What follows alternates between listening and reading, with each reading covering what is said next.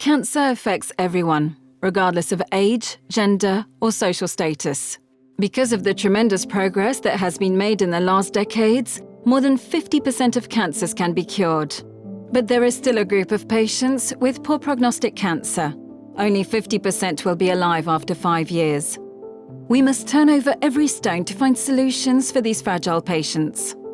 The Horizon Europe Framework Programme has created the Mission on Cancer to understand cancer better, allow for earlier diagnosis and treatment optimization, and improve cancer patients' quality of life during and beyond their cancer treatment.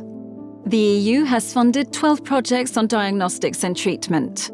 While each project treats a different type of cancer, they are united in their effort to develop pragmatic clinical trials to optimize the diagnosis and treatment of patients with refractory cancers. These projects are all pragmatic in their approach, but they still must prove their effectiveness. Once they do, they can be easily implemented in clinical practice in an affordable way. The Strixit-2 project is about retroperitoneal sarcoma. With this project, we hope to have enough data to be able to make better decisions in the future and to see for which patients chemotherapy given before the operation would really be beneficial and might even cure more patients. The path from diagnosis to treatment isn't straightforward, but walking into the unknown is part of the adventure that physicians and patients agree to embark upon when they participate in clinical trials. The results can be life-changing. Beyond the funding the EU has generously provided, it is giving hope to physicians and patients in Europe.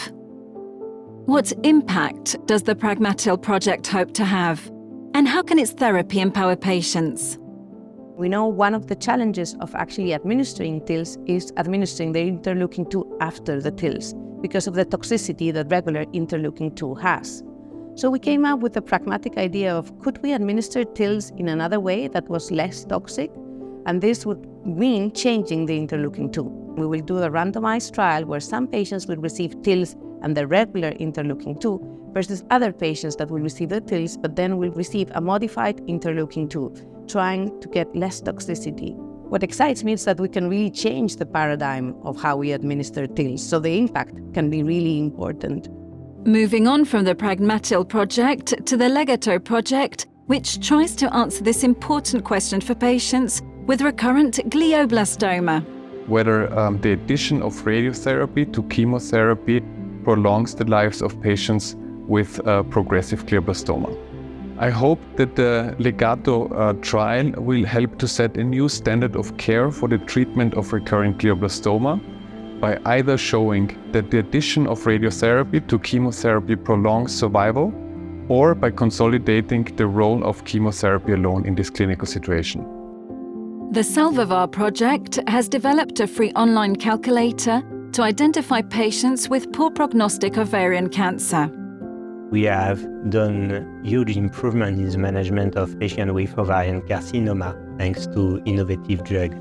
But recently what we have found is that there is still a subgroup of patients with poor prognostic because they have a poorly chemosensitive disease and who will not benefit from this innovative treatments. We have developed a pragmatic online tool that any clinician can use based on the kinetics of CA125 that allows to know if the patient has a poorly or highly chemosensitive disease.